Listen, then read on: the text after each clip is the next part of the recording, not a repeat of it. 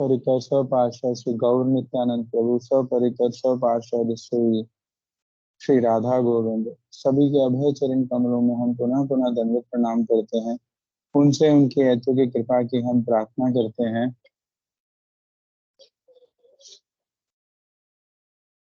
कि वह हम पे कृपा करें। ये जो हम प्रयास कर रहे हैं इसमें हमें कुछ सफलता प्राप्त हो। तो हमारा विषय चल रहा है श्रीमद् भगवत गीता।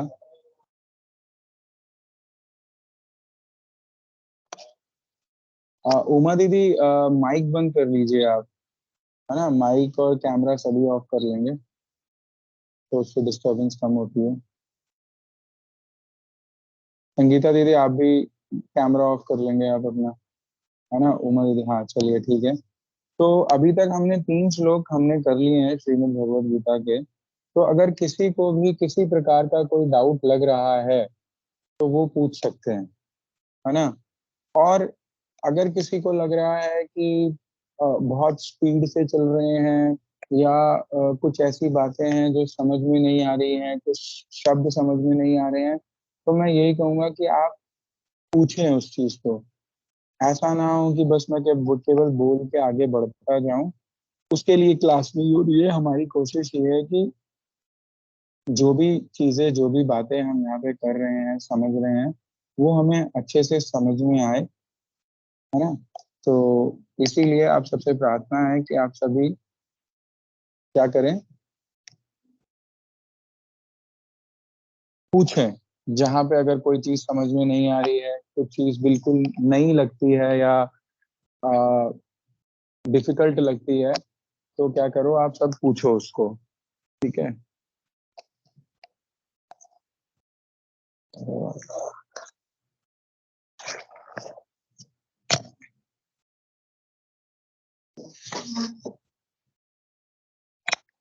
एक्सटेंशन बोर्ड लगा हुआ है यहाँ पे? हाँ चला गया, देना। अच्छा, निकला हुआ नहीं है।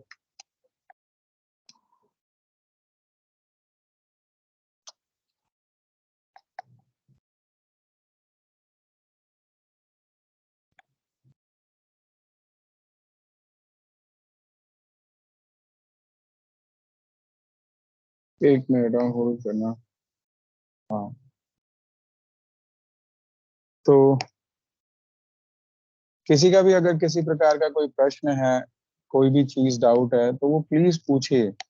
ऐसा ना हो कि आप पूछे ना और फिर वो चीज डाउट डाउट की डाउट ही रह जाए।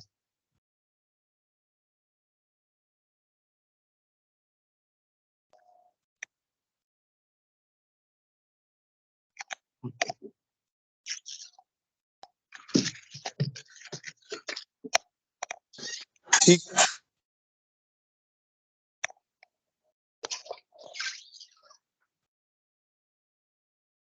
तो हम आगे बढ़ते हैं।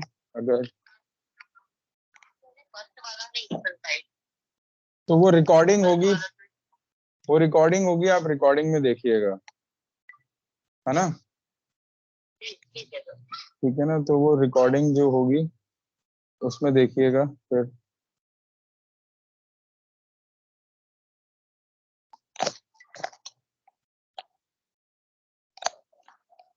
इधर ही आ जाओ, इधर ही बैठ जाओ।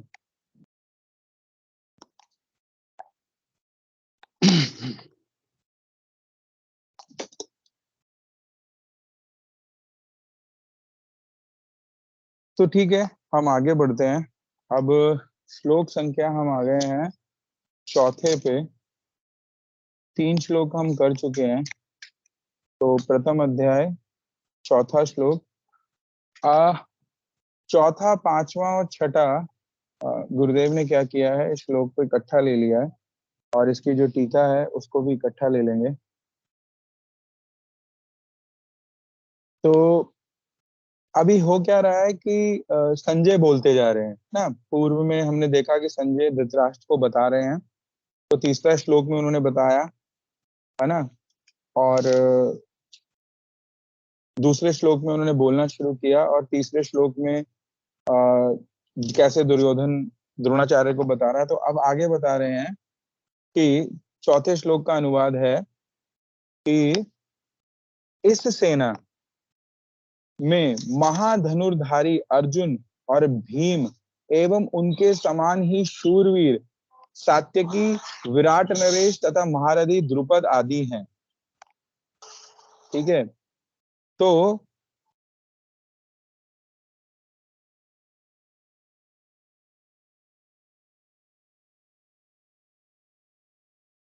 जो भी ज्वाइन कर रहे हैं प्लीज अपना माइक ऑफ कर लें। अभी जिसने ज्वाइन किया है गूगल मीट पे, आप अपना माइक ऑफ कर लें। तो इसके अनुवाद में कह रहे हैं कि इस युद्ध में, क्योंकि अभी कौन किसकी सेना की बात हो रही है, पांडवों की सेना की बात कौन कर रहा है, दुर्योधन कर रहा है। तो कह रहे हैं कौन है कि उनकी सेना में अर्जुन है, भीम है, और उन्हीं के समान शूरवीर अन्य अन्य महारथी आदि हैं। तो भावानुवाद में कह रहे हैं कौन, शिला विश्वनाथ चक्रवर्ती जी टीका में कह रहे हैं कि यहाँ पे क्या है, महाधनुर्धारी का तात्पर्य है जो कि दृढ़ क्या है, धनुष को शत्रुगण भी छेदन करने में असमर्थ है। मतलब जिन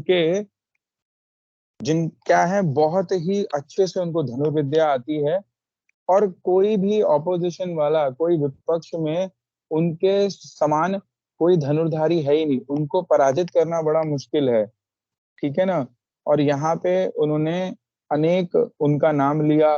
किसका नाम लिया है, अर्जुन का नाम लिया है, भीम का लिया है, धृष्टकेतु है, चेकितान है, काशीराज है, पुरुजीत है, कुंती भोज है, शैब्य है, युधामन्यु है, वीर्यमान उत्मोजा है, अभिमन्यु है। ठीक है, और द्रौपदी के भी पुत्र हैं, प्रतिबिंध्य आदि अनेक महारथी उस सेना में, किनकी, पांडवों की सेना में हैं। तो अब यहाँ पे कह रहे हैं कि हमें समझना पड़ेगा कि महारथी, है ना, अतिरथी, योद्धा आदि, इन शब्द के तात्पर्य क्या है। तो कह रहे हैं कि महारथियों का लक्षण क्या है कि धनुर्विद्या में जो शास्त्र अस्त्र, शस्त्र अस्त्र आदि में निपुण हैं, और अकेले ही 10,000 धनुर्धारियों के साथ युद्ध करते हैं। ठीक है ना, 10,000 धनुर्धारी हैं, उनके साथ वो एक ही जो युद्ध कर सकता है उसे महारथी कहते हैं। तो महारथी का तात्पर्य कौन है, जो 10,000 धनुर्धारियों के साथ जब एक योद्धा, एक धनुर्धारी जो युद्ध कर लेता है 10,000 के साथ, तो उसको कह रहे हैं महारथी। कह रहे हैं जो अकेले ही असंख्य योद्धाओं के साथ युद्ध करते हैं वे अतिरथी कहलाते हैं। जो एक ही साथ असंख्य, मतलब यहाँ तो पहले फिर भी महारथी के केस में 10,000 है, पर अतिरथी वो हैं जो अनेक अनेक असंख्य योद्धाओं के साथ युद्ध कर सकते हैं, और जो एक के साथ एक युद्ध कर रहा है, जो केवल एक के साथ एक ही युद्ध कर पाता है, एक व्यक्ति के साथ युद्ध करने वाले को योद्धा कहते हैं। और अगर कोई कह रहे हैं कि ज्यादा युद्ध नहीं कर पाता है, तो उसे अर्धरथी भी कहा गया है। जो इससे भी कम के साथ युद्ध करने वाले हैं, वो कह रहे हैं वो अर्धरथी हैं। तो अब यहाँ पे जैसे कहा था ना कि पूर्व श्लोकों में भी कुछ कुछ परिचय हमें मिल रहा था, है ना, जो भी कैरेक्टर्स हैं, तो उनमें से कुछ लोग, कुछ उनका परिचय और यहाँ पे दे रहे हैं। तो कौन है, कह रहे हैं युयुधान। कह रहे हैं वीर सात्यकी का ही अन्य नाम युयुधान है। ये कृष्ण के परम प्रिय सेवक, परम पराक्रमी और यादव सेना के प्रधान सेनापतियों में से एक अतिरथी थे। ठीक है, तो जो सात्यकी हैं, ये सात्यकी कौन है, यादवों के प्रधान सेनापति हैं, मतलब द्वारका की सेना के सेनापति हैं सात्यकी। इन्हीं का नाम युयुधान भी है। और ये कैसे हैं? ये अतिरथी हैं। अतिरथी अभी क्या समझा था? जो एक असंख्य योद्धाओं से लड़ सकता है। ठीक है। उन्होंने अर्जुन से सरहस्य, शस्त्र, अस्त्र की शिक्षा ग्रहण की थी और महाभारत के युद्ध में इन्होंने पांडवों के पक्ष से युद्ध किया था। तो ये किसके पक्ष में युद्ध कर रहे हैं? ये पांडवों के पक्ष में युद्ध कर रहे हैं। फिर कह रहे हैं विराट। ये कौन है? ये मत्स्य देश के राजा हैं, बड़े ही धार्मिक हैं। ठीक है। और पांडव इन्हीं के ही राज्य में जाके इन्होंने एक साल क्या है, अज्ञातवास काटा था, है ना। जो अज्ञातवास काटा था, जैसे इनको वनवास हुआ था, 14 वर्ष का वनवास था और 12 वर्ष का वनवास था और 1 वर्ष का अज्ञातवास था। तो वो अज्ञातवास उन्होंने विराट के ही यहाँ पे करा था, जहाँ पे कि अर्जुन बृहन्नला बन गए थे। वो भी क्या नाम है, उर्वशी का श्राप था। वो बृहन्नला बन गए थे और विराट की ही पुत्री इसको, उत्तरा को, उन्होंने अपनी शिष्या बना के उसको नृत्य आदि ये सब चीजें सिखाई थी। और उत्तरा का ही विवाह क्या था, अर्जुन के पुत्र अभिमन्यु से हुआ था। और इसी उत्तरा के ही पुत्र कौन हुए थे? परीक्षित महाराज। फिर आगे कह रहे हैं द्रुपद। अब द्रुपद कौन है? ये पंचाल देश के राजा हैं। धृष्टद्युम्न और द्रौपदी के ये पिता हैं, है ना। और वो घटना तो हमने कल सुनी ली थी कि किस प्रकार से द्रोणाचार्य से कुछ थोड़ा सा इनका शत्रुता हो गई थी। ठीक है ना। फिर आगे बता रहे हैं चेकितान। ये वृष्णि वंशीय यादव हैं। ये बड़े ही शूरवीर और महारथी योद्धा थे। ये पांडव सेना के सेनापतियों में से एक थे, जो महाभारत संग्राम में दुर्योधन के हाथ निहत हुए। तो ये किसके हाथों मारे गए थे? ये दुर्योधन के हाथों मारे गए थे। काशीराज, ये काशी के राजा थे। ठीक है ना। इनका नाम दीर्घ जिह्नवी नामक दानव के अंश से ये उत्पन्न हुए थे। बड़े ही शूरवीर और पराक्रमी थे और पांडवों की ओर से युद्ध किया। पुरुजित और कुंती भोज, ये दोनों पांडवों की माता कुंती के भाई थे। ठीक है। तो ये कौन है? ये पांडवों के मामा हैं, पुरुजित और कुंती भोज। और द्रोणाचार्य के हाथों इनका महाभारत युद्ध में वध हुआ। शैब्य, ये महाराज युधिष्ठिर के ससुर थे। इनकी देविका नामक पुत्री का विवाह युधिष्ठिर के साथ हुआ था। ये मनुष्यों में श्रेष्ठ, बलिष्ठ और वीर योद्धा थे, अतः इन्हें नरपुंगव कहा गया है। युधामन्यु और उत्तमौजा, ये दोनों सगे भाई पांचाल देशीय राजकुमार थे। ये बड़े पराक्रमी और शक्तिशाली थे। महाभारत युद्ध के अंत में ये अश्वत्थामा के हाथों निहत हुए। सौभद्र, सौभद्र कौन है? भगवान श्री कृष्ण की बहन सुभद्रा का विवाह अर्जुन से हुआ था। सुभद्रा के गर्भ से वीर अभिमन्यु का जन्म हुआ था, अतः इन्हें सौभद्र भी कहा जाता है। तो अभिमन्यु का ही दूसरा नाम क्या है? सौभद्र। कि सुभद्रा के पुत्र हैं, तो इनका नाम है सौभद्र। अत्यंत असाधारण शूरवीर और महारथी थे। ये तो हम इनकी, अभिमन्यु की तो जो कथा है वो हम सभी ने प्राय सुनी ही हुई है। ठीक है। महाभारत के युद्ध के समय इनकी आयु 16 वर्ष की थी। ठीक है। और कह रहे हैं अर्जुन की अनुपस्थिति में, जब अर्जुन एक बार क्या हुआ, छल से उनको युद्ध से बाहर ले गए, तब कह रहे हैं उनकी अनुपस्थिति में द्रोणाचार्य ने ऐसा चक्रव्यूह रचा था और उस चक्रव्यूह के अंदर ये फंस गए थे। और द्रोण, कृपाचार्य, कर्ण आदि 7 महारथियों ने मिलकर, ठीक है, अन्याय पूर्वक अकेले अभिमन्यु का वध किया था। फिर आगे बता रहे हैं द्रौपदय। द्रौपदय कौन है? पांचों पांडवों द्वारा द्रौपदी के गर्भ से उत्पन्न प्रतिबिंध्य, सुतसौम, श्रुतकर्मा, सतानीक, श्रुतसेन, ये जो 5 पुत्र हैं, द्रौपदी के जो 5 पांडवों से उत्पन्न हुए हैं, इनको द्रौपदेय कहा गया है। इनके पिता कर्मशः युधिष्ठिर और द्रौपदी से हुए प्रतिबिंध्य, भीम और द्रौपदी से हुए सुतसौम, अर्जुन और द्रौपदी से हुए श्रुतकर्मा, द्रौपदी और नकुल से हुए सतानीक, और द्रौपदी और सहदेव से हुए श्रुतसेन। महाभारत युद्ध के अंतिम समय में अश्वत्थामा ने अपने मित्र दुर्योधन को प्रसन्न करने के लिए रात्रि काल में सोए हुए इन राजकुमारों को क्या है, वध कर दिया था। जब ये सो रहे थे तभी इनके सर काट लिए।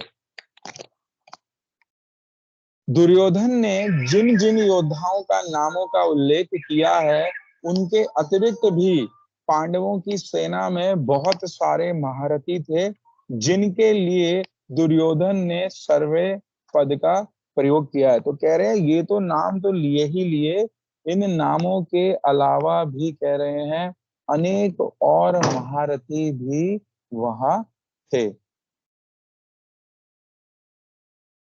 तो ये कौन सा श्लोक हो गया? ये हमारा चौथा, पांचवा और छठा। इस चौथे, पांचवें और छठे श्लोक में क्या हुआ है कि दुर्योधन ने जो भी वहां पे जो उनकी सेना के जो महारथी अतिरथी जो योद्धाएं थे, उन सबके नाम लिए हैं, और उनमें से कुछ का हमने परिचय भी थोड़ा थोड़ा सा हमने यहाँ पे पढ़ा है। ठीक है, फिर आगे बढ़ते हैं। 7वां श्लोक। अब ये कौन बात कर रहा है? अभी तक संजय तो सुना रहे हैं। संजय किसको सुना रहे हैं? संजय सुना रहे हैं धृतराष्ट्र को। और सुना किसकी बात रहे हैं? कि दुर्योधन क्या बात कर रहा है द्रोणाचार्य जी से। अब कह रहे हैं 7वें श्लोक में, हे द्विज श्रेष्ठ। द्विज किसको कहा गया? ब्राह्मण को कहा गया। और एक और द्विज का तात्पर्य होता है, द्विज का मतलब है जिसका दूसरा जन्म हुआ हो। तो पहला जन्म तो मनुष्य का कब होता है, या एक पुरुष का कब होता है? जब वो अपनी माता के गर्भ से जन्म लेता है। और दूसरा जन्म बोला गया है यज्ञोपवीत। जब यज्ञोपवीत अर्थात जब गुरु से दीक्षा होती है। उपवीत जो कि जनेऊ होता है, वो यज्ञ में जब जनेऊ को धारण करता है तब उसका दूसरा जन्म होता है, तो द्विज कहलाते हैं उसको। तब वो ब्राह्मण को द्विज कहा जाता है। तो कह रहा है उन द्विजों में श्रेष्ठ आपकी सूचना के लिए मैं अपनी सेना के उन सेना नायकों का नाम उल्लेख कर रहा हूं, जो कि सैन्य संचालन में विशेष रूप से कुशल हैं। तो यहाँ पे पहले तो उस उधर दूसरी सेना का परिचय दे दिया, और अब कह रहे हैं कि अब मैं आपके सामने हमारे भी जो महारथी आदि हैं, हमारे सेना में जो हैं सेना नायक आदि हैं, मैं अब उनके बारे में भी आपको बताता हूँ। तो 8वें और 9वें श्लोक में वो इस बात को बता रहे हैं। कह रहे हैं एक तो आप खुद, आप स्वयं कौन? द्रोणाचार्य, पितामह भीष्म, कर्ण, समर विजयी, कृपाचार्य, अश्वत्थामा, विकर्ण, सोमदत्त के पुत्र भूरिश्रवा एवं सिंधुराज, जयद्रथ आदि शूरवीर मेरे पक्ष में है। तो ये कौन बता रहा है? ये बता रहा है दुर्योधन। किनको? द्रोणाचार्य जी को। और ये बात को संजय किसको बता रहे हैं? धृतराष्ट्र को। कहाँ पे? हस्तिनापुर के राजमहल में। तो तात्पर्य क्या है?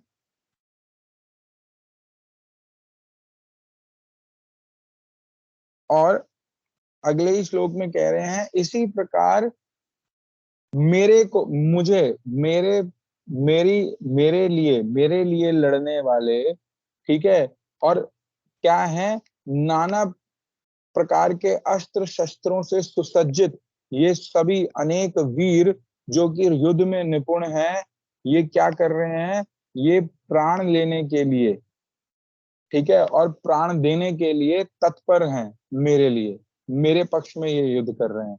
तो इन्हीं सभी ये वीरों को क्या कह रहे हैं कि उनके पास तो है, पर मेरे पास भी जो है वो भी कम नहीं है। और वो क्या है, वो पूरी तरीके से मुझे समर्पित हैं।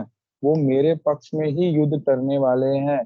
मेरे लिए वो अपने प्राण तक न्यौछावर करने को तैयार हैं।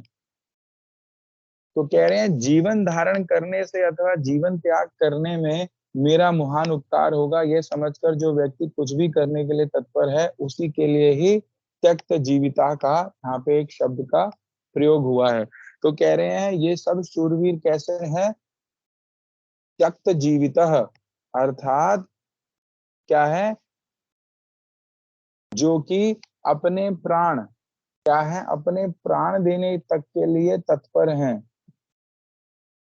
किसके लिए, युद्ध में, और किसके पक्ष में, इसके दुर्योधन के पक्ष में।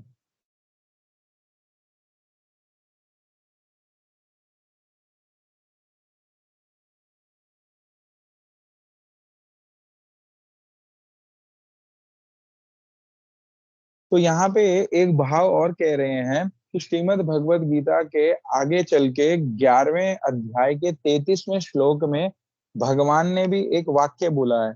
और उसमें वो क्या बोल रहे हैं कि हे अर्जुन, ये सभी ये सभी अर्थात जितने भी योद्धा आदि तुम यहाँ देख रहे हो, ये पहले ही निहत हो चुके हैं, अर्थात पहले ही से ही मरे हुए हैं।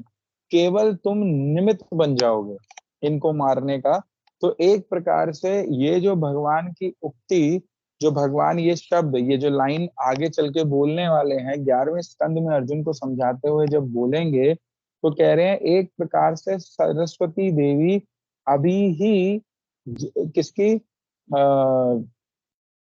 दुर्योधन की जिह्वा पे बैठ के मानो वही वाली बात जो भगवान की जो बात है उसको यहाँ पे पहले से ही बुलवा रही है। क्या, कि त्यक्त जीविता, अर्थात ये प्राण दे चुके हैं, अर्थात ये पहले से ही मर गए हैं, ये मरे हुए हैं। इस प्रकार से एक भाव, तख्त जीविता शब्द का एक और भाव समझा रहे हैं टीकाकार, कि एक भाव तो ये है कि वो अपने प्राण देने के लिए तत्पर हैं, प्राण देने के लिए संकल्पबद्ध हैं, कि अपने प्राण देना चाहते हैं, और प्राण देकर ही मेरा महान उपकार होगा, कि मेरा असली कार्य यही है कि मुझे तो इस युद्ध में जिनके पक्ष से मैं लड़ रहा हूँ उनके लिए प्राण देना है। तो कह रहे हैं एक तो वो भाव हुआ, और दूसरा भाव यही हुआ कि ये सब मरे हुए हैं। अब कुछ जो नाम आए हैं उनका उनका परिचय थोड़ा सा और हम सुनेंगे। तो वहां पे कह रहे हैं कृपाचार्य। तो क्या कह रहे हैं, कृपाचार्य के बारे में बता रहे हैं कि एक समय की बात है, ज्ञानपदी नामक अप्सरा के दर्शन से गौतम गोत्रीय सरद्वान ऋषि का वीर्य सरकंडे के समूह पर स्खलित हुआ और दो भागों में विभक्त हो गया। उसी में से एक पुत्र और एक कन्या का जन्म हुआ।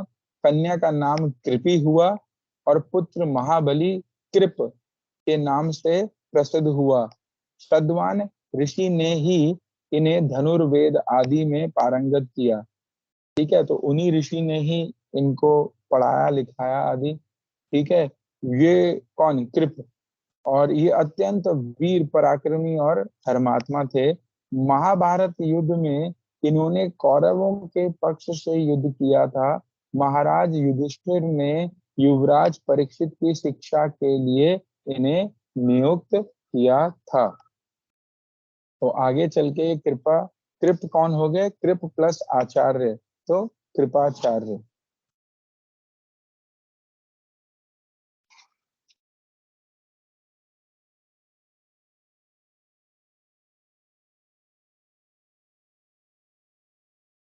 फिर आगे बता रहे हैं अश्वत्थामा। अब कृपाचार्य की जो बहन थी कृपि, उसका विवाह किससे हुआ, उनका विवाह हुआ द्रोणाचार्य से।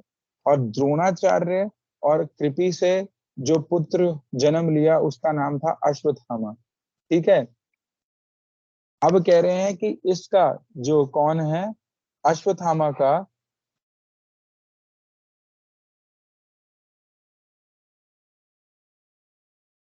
अश्वत्थामा का जो जन्म है, कह रहे हैं शिव, यमराज, कामदेव तथा काम और क्रोध, शिव, यम, काम तथा क्रोध, इन सब के अंशों को मिलाकर इनका जन्म हुआ है। तो अपने पिता द्रोणाचार्य से ही इन्होंने शस्त्र शास्त्र आदि की विद्या ग्रहण करी। इसने महाभारत युद्ध में कौरवों के पक्ष से युद्ध किया और क्या किया, प्रधान सेनापति का भी भार ग्रहण किया, प्रधान सेनापति भी बन गए उनके। और सोए हुई अवस्था में इन्होंने क्या किया, पांच पांडवों के भ्रम में, कि उन्होंने क्या लगा कि मैं पांच पांडवों का सर काट रहा हूं, क्योंकि जिस शिविर में वो घुसे थे वो शिविर पांडवों का था, लेकिन भगवान की ही एक इच्छा लीला अनुसार उस दिन वहां पे पांच पांडवों की बजाय पांच जो पांडवों के पुत्र हैं उनको वहां पे सुला दिया गया था। तो उन्होंने पांच द्रौपदी के पुत्रों का वध कर दिया था, और इसके बदले में पांडवों ने, विशेषकर उसमें अर्जुन ने क्या किया था, बड़ा ही इसका अपमान किया था। इसके माथे पे जो मणि लगी हुई थी वो छीन ली थी। और इसी प्रकार से क्रोध में आकर अपने अपमान का बदला लेने के लिए अश्वत्थामा ने ब्रह्मास्त्र का उपयोग तक करने की कोशिश कर ली थी, किस पे, कि जो पांडवों का आखिरी कुल दीपक है, कौन, परीक्षित, उसको बुझा दूं, उसको मैं मार डालूं। और वो अब तब कब वो क्या नाम है, परीक्षित कहाँ थे, परीक्षित उस समय उत्तरा के गर्भ में थे। परंतु जो परम भक्त वत्सल भगवान श्री कृष्ण हैं, उन्होंने स्वयं और सुदर्शन चक्र के का उपयोग करते हुए क्या किया, इनकी रक्षा करी, इनकी, परीक्षित महाराज जी की। फिर कह रहे हैं विकर्ण, धृतराष्ट्र के 100 पुत्रों में से ये भी एक थे, कौन, विकर्ण। और ये क्या है, भीमसेन के द्वारा मारे गए। अब हमें पता ही है, ये तो एक इंफॉर्मेशन या एक चीज तो हमें पता ही है कि 100 के 100 कौरवों को मारने वाले अकेले भीमसेन ही थे। 100 के 100 कौरव मारे गए भाई, वो सारे के सारे भीमसेन के हाथ ही मारे गए। सोमदत्त, ये कुरुवंशी महाराजा प्रतीक के पौत्र एवं भ्रलीक के पुत्र थे। महाभारत युद्ध में सात्यकी, जो कि प्रधान सेनापति हैं द्वारका के, उनके हाथों ये मारे गए। भूरिश्रवा, चंद्रवंशीय सोमदत्त नामक राजा के पुत्र थे, बड़े पराक्रमी और महायशस्वी राजा थे। महाभारत के युद्ध में ये सात्यकी के हाथ मारे गए। शस्त्र, हाथ में धारण करते हुए जिससे दूसरों को मारा जाए उसे शस्त्र कहते हैं। तो अब यहाँ पे गुरुदेव कह रहे हैं कि ये शस्त्र अस्त्र, ये शब्द भी काफी उपयोग हो रहा है। तो इसका इसका तात्पर्य क्या है, तो कह रहे हैं,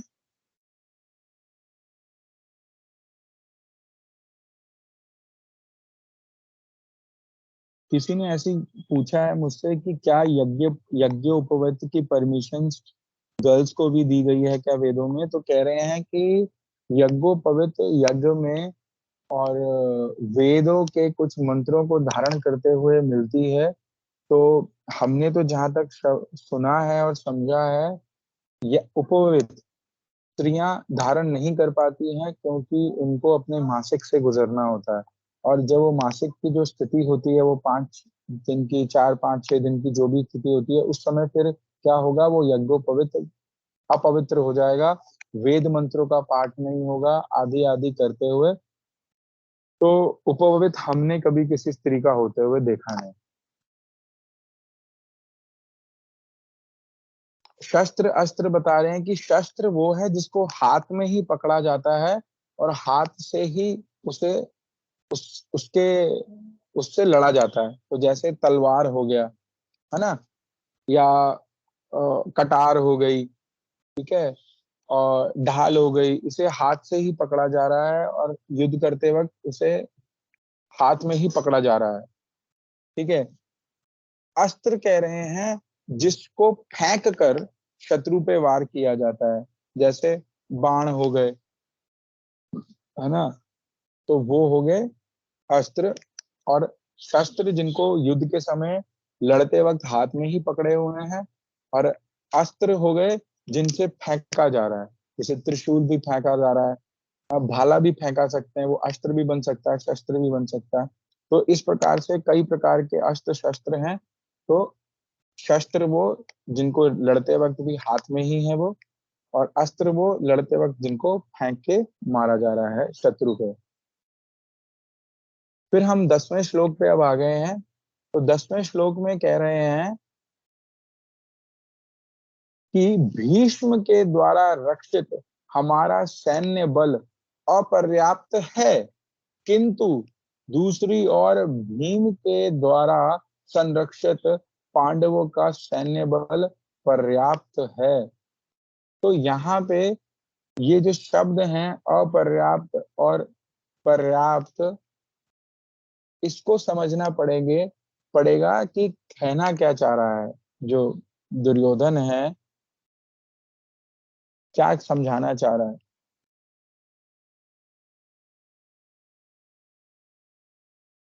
तो कह रहे हैं अपर्याप्त शब्द का साफ साफ अर्थ यही है कि जो हमारी सेना है वो अपर्याप्त है, वो कौरव गण पांडवों से युद्ध करने में असमर्थ हैं।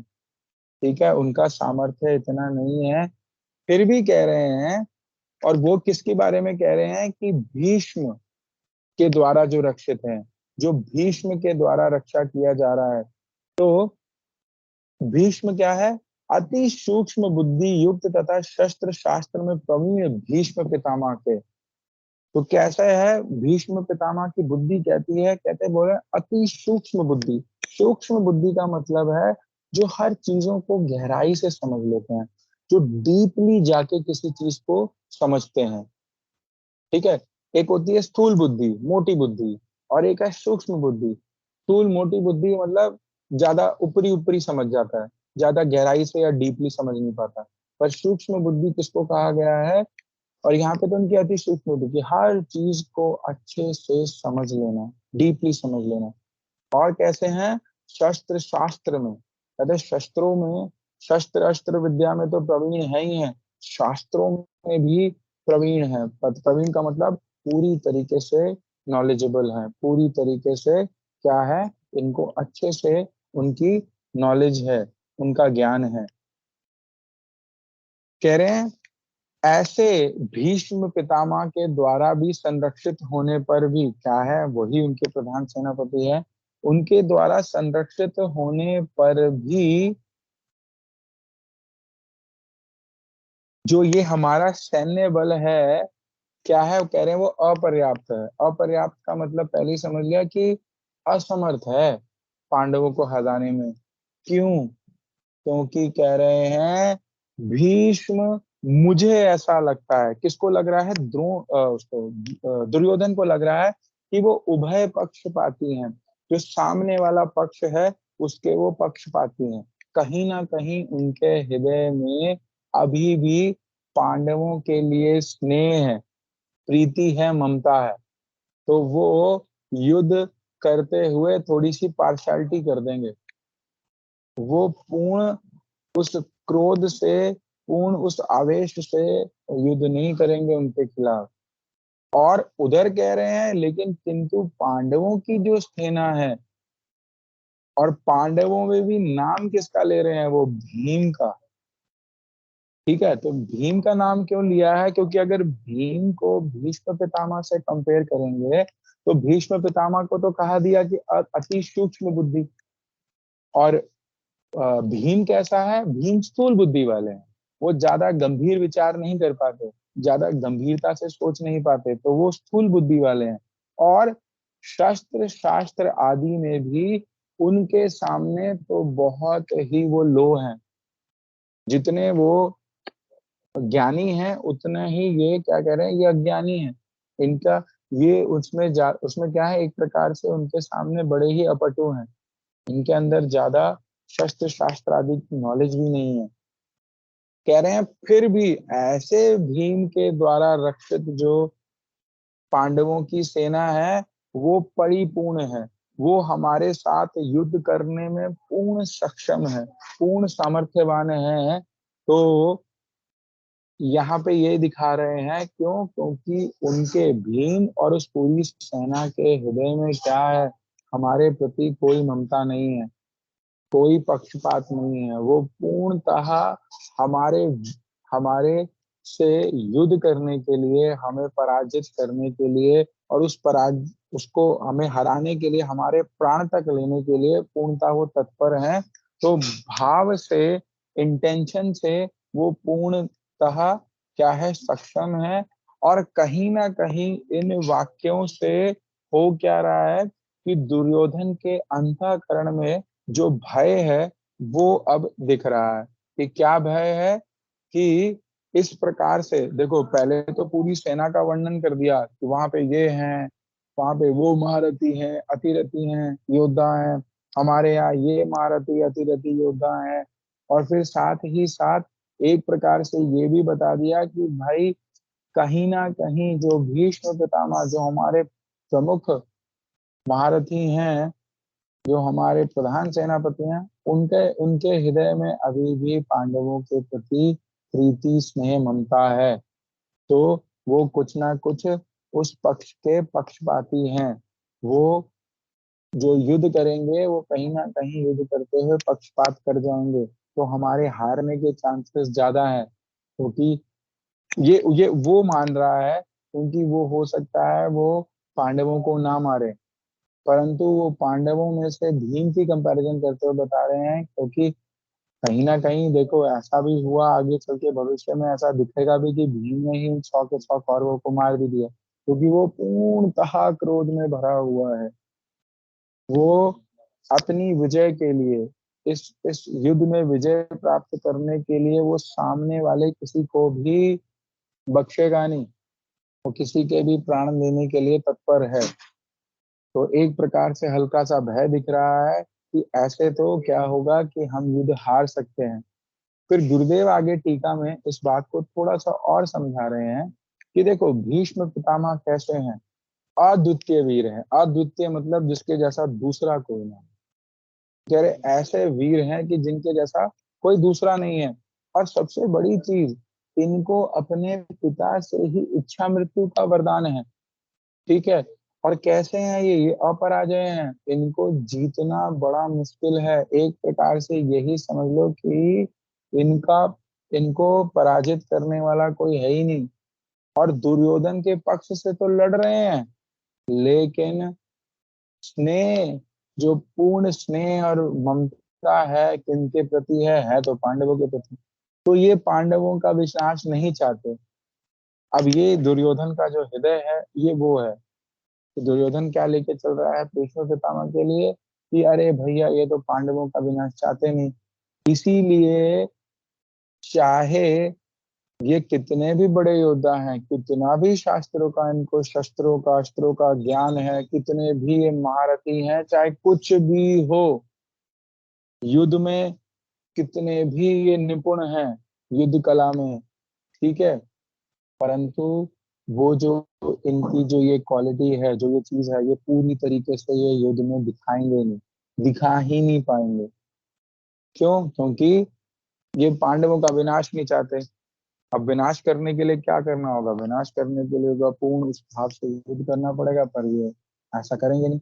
और दूसरी तरफ देखो कौन, और हाँ, फिर एक और बात बता रहे हैं कि इसीलिए ये क्या करेंगे, ये अपनी पूर्ण शक्ति का उपयोग करेंगे ही नहीं पांडवों के खिलाफ, पांडवों के विरुद्ध अपनी पूर्ण शक्ति का उपयोग करेंगे ही नहीं। तो अतः ऐसी सेना, जिसका सेनापति ही, प्रधान सेनापति ही, मतलब मुख्य सेनापति, जो पूरी सेना का जो लीडर है, वो अगर ऐसा है जो विनाश नहीं चाहता, तो कह रहे हैं उसके नीचे संचालित होने वाली, जो उसके नीचे जो सेना है, तो वो कैसे फिर विनाश कर पाएगी पांडवों का? ऐसा तो होना बड़ा ही मुश्किल लग रहा है मुझे। और इसीलिए वो निष्कर्ष निकाल रहे हैं कि ऐसी सेना और भीष्म पितामह क्या है, अपर्याप्त हैं, ठीक है, असमर्थ होंगे किसमें, पांडवों को हराने में। और दूसरी ओर कह रहे हैं भीम देखो कैसा है, वो भीष्म से तो कंपैरिजन ही नहीं है उसकी, भीष्म से कंपैरिजन ही नहीं है। परंतु वो क्या करेगा, वो अपनी पूर्ण शक्ति, अपनी पूरी की पूरी ताकत वो लगा देगा अपने पक्ष को जीत दिलाने में, अपने स्वपक्ष को, अपने पक्ष को विजय दिलाने के लिए वो अपनी पूरी की पूरी शक्ति लगा देगा। अर्थात सामने वाले विपक्ष को, हमको, अर्थात हमें हराने के लिए वो अपना पूरा का पूरा बल लगा देगा। तो इसीलिए उसके नीचे संचालित होने वाली सेना भी कैसी होगी, जो अपना पूरा का पूरा बल लगा देगी किसमें, हमें हराने के लिए। तो इस प्रकार से जो 10वां श्लोक है, वहां से हमें क्या पता चल रहा है कि दुर्योधन के हृदय में कुछ भय भी आ गया है, और वो भय अपने जो लॉजिक है उसके साथ वो प्रकार से बता भी रहा है। तो आज 10वें श्लोक तक ही, बाकी फिर हम कल लेंगे, ठीक है ना। तो अगर यहाँ तक किसी का कोई प्रश्न है, कोई डाउट है, कुछ भी हो सकता है आपका डाउट, कोई शब्द समझ में नहीं आया, कोई वाक्य समझ में नहीं आया, या कुछ पूछना चाहते हो, तो वो आप कुछ भी अभी पूछ सकते हो।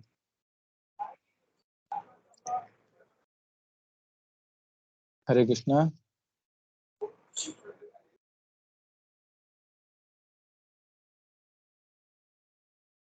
हरे कृष्णा प्रभु जी। देखिए, हाँ, आपको कुछ पूछना है? नहीं प्रभु जी। हाँ, क्योंकि मैं एक चीज यहाँ पे यही बार बार फिर बोलूंगा, क्लास की शुरुआत में भी बोला था, एंड में भी इसलिए बोल रहा हूँ कि कुछ लोग और आ गए हैं, कि ग्रुप में, चाहे वो व्हाट्सएप ग्रुप हो या ये क्लास चलती है, इसमें भी आप कोई भी अपना प्रश्न हो वो जरूर पूछें। एक तो सब्जेक्ट मैटर से रिलेटेड है तो बहुत अच्छी बात है, लेकिन उससे भी डिफरेंट अगर अलग भी कोई प्रश्न है जो कि हमारे साधन भजन से रिलेटेड है किसी भी प्रकार से, तो वो भी आप पूछ सकते हैं। तो उसको पूछने से भी दूसरों का भी भला ही होगा, तो वो भी कर सकते हैं। बाकी जो व्हाट्सएप ग्रुप में नहीं एडेड हैं, तो वो एक बार मुझे अलग से मैसेज कर सकते हैं, मैं उनको व्हाट्सएप ग्रुप में भी ऐड कर लूंगा, ताकि व्हाट्सएप ग्रुप में भी जो भी चीजें चलती हों। और एक एक और चीज मैं बोलना चाहूंगा कि अगर कोई नोट्स बना रहा है तो बहुत बात है। हरि बोल प्रभु जी। हाँ जी, हाँ हरि जी। बोल प्रभु जी, दंडवत प्रभु जी। महातत्व क्या होता है? महत तत्व, हाँ जी। महत तत्व है जो जो ये अपरा शक्ति है, माया शक्ति है, इनसे उन्होंने कुछ जगत है, ये किस संसार है ना, तत्व का प्रश्न आया कि महत तत्व क्या है, तो महत तत्व जो सबकी माया आवाज कट रही माया है, देवी, कुछ समझ नहीं आ रहा। पापा की टीवी बंद कर। डिस्टर्बेंस बहुत आ रही है। हरी बोल। हाँ मैं बंद कर रही हूँ, टीवी चल रहा है और आपके उधर से बिना आवाज क्लियर नहीं आ रही मुझे। हाँ जी। नेटवर्क का इशू हो सकता है शायद। नहीं, देखो, हाँ नेटवर्क का भी हो सकता है, अब आ टीवी रही तो है बंद आवाज? कर दो। हाँ जी आपने। तो मैं ये कह रहा हूँ, महत तत्व क्या है, महत तत्व वो तत्व आदि हैं जो माया देवी से उत्पन्न हुए हैं। कौन सी? ये महामाया से उत्पन्न हुए हैं, जिन तत्वों से ये पूरी की पूरी ये जो जड़ सृष्टि है ये बनी है। ठीक है। तो प्रभु महत जी हम ना, जैसे मॉर्निंग में ना भागवत की क्लास होती है, तो वो मैं सुन रही थी, उसमें लिखा हुआ था कि ये शरीर जो है ना 23 तत्वों से बना है। 24 तत्वों से, हाँ, हाँ तो ठीक है। 24 तत्व कहते हैं ना, तो उसमें 23 लिखा हुआ था, यही कि 11 इंद्रियां और 5 तन्मात्राएं, 5 महाभूत, और उसके बाद ना वही चित्त मन बुद्धि, अहंकार, नहीं मन, उसमें हाँ, ना मन तो 11 इंद्रियों में आ गया ना, उसमें ना चित्त नहीं था मेरे ख्याल। 11 तो एक महातत्व समझना, लिखा हुआ था और बस 23 बन रहे थे मैं उसमें, तो मेरे थे 23 उसमें ही लिखा बनेंगे। हुआ हरे कृष्ण। 23। हरे माता जी, कृष्ण प्रभु 23 जी। कैसे? हाँ, दीदी हरे बोलो। कृष्ण प्रभु जी। प्रभु जी, बोलिए, बोलिए। ये जो ये शब्द है ना, महतत्व और ये 23 तत्व, ये मैंने मधु खंडेलवाल दीदी से पूछा था, पता नहीं दीदी क्लास में थी या नहीं। तो दीदी ने बताया था कि श्रीमद् भागवतम में कहीं पे 23 तत्वों का जिक्र है, कहीं पे 5 तत्वों का जिक्र है, कहीं पे 2 तत्वों का जिक्र है। हाँ, और कई बार 27 तत्व भी हो जाते हैं। हाँ, तो इसको वो ऐसे ना ले, और जैसे 23 तत्व लिखे ना, तो इसमें सूक्ष्म शरीर और स्थूल शरीर, हाँ, अगर दोनों को गिनेंगे तो 24 तत्व हो जाएंगे, लेकिन इसमें एक ही शरीर को गिना गया, इसलिए 23 तत्व बोला गया है यहाँ पर। नहीं नहीं नहीं नहीं नहीं नहीं नहीं 23 तत्वों में से अगर आप देखो, 23 तत्वों में से अगर हम देखेंगे, 23 तत्वों के अंदर अंदर सूक्ष्म शरीर और स्थूल शरीर दोनों आ गए। 20 तत्वों का ही केवल स्थूल शरीर बना है। जो सूक्ष्म शरीर है वो बाकी 3 या 4 तत्व का है। जैसे इन्होंने क्या है ना कि 11 इंद्रियों को ले लिया, तो 11 के साथ मन आ गया, चलो ठीक है मैं इनकी बात मान गया, 11 ये हो गई, 5 तन्मात्राएं हो गई, 5 महाभूत हो गए, तो टोटल कितने हो गए? 21। 21 हो गए। 21। ठीक तो है, फिर उसमें ना मन, बाकी बुद्धि और बुद्धि चित्त अहंकार। अहंकार है ना, उसमें से सुनो तो एक मन, चीज नहीं थी। सुनो तो मतलब मन बाकी हटा जो दिया। तीन सुनो तो वही तो मैं कह रहा हूँ, मन तो चला गया 11 के साथ। अब है ठीक बुद्धि है, अहंकार। और कहीं चित्त। कहीं पे क्या, कहीं कहीं पे क्या है, कुछ टीकाकारों ने मन और चित्त को एक ही चीज ले लिया है। ठीक है, ठीक है, ठीक है, बुद्धि और अहंकार अलग अलग हो गया। और कहीं कहीं ठीक। पे क्या हो गया, उन्होंने इन इन तीनों में से ही किसी को 2 मान लिया है, कहीं पे किसी ने 3 को अलग अलग करके रख दिया है। तो हमारे कई वैष्णव आचार्यों ने इन 4 तत्वों को, मन, बुद्धि, अहंकार और चित्त, इन चारों को अलग अलग लिया है। जैव धर्म ठीक। में भी इसको अलग अलग किया गया है। तो इसलिए हम जो स्थूल शरीर और सूक्ष्म शरीर, जो हमारा शरीर है, ये पूरा का पूरा शरीर है, इसको हम ये 24 तत्वों का ही मान के चलते हैं कि जो स्थूल शरीर है वो 20 तत्वों से बना है, और जो सूक्ष्म शरीर है हमारा, वो 4 तत्वों से बना हुआ है। सूक्ष्म इसलिए कहा गया क्योंकि ये दिखाई नहीं देता। स्थूल शरीर तो दिखाई देता है ना, स्थूल तत्व है। तो वो सारे जो जो 20 तत्व हैं उनसे ये स्थूल शरीर बन गया। और सूक्ष्म शरीर जो चीज दिखाई नहीं देती है, एक तरीके से सॉफ्टवेयर जैसी चीज, तो वो क्या है? वो है मन है, बुद्धि है, चित्त है और अहंकार है।